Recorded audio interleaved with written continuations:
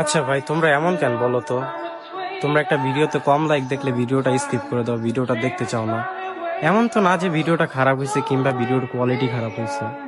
তোমরা হয়তো জানো না একটা ক্রিয়েটর কতটা আশা নিয়ে একটা ভিডিও আপ দেয়, আর ওই ভিডিওটাতেই যদি 6 থেকে 7টা লাইক আসে তো কেমন লাগে। তোমরা বুঝো না।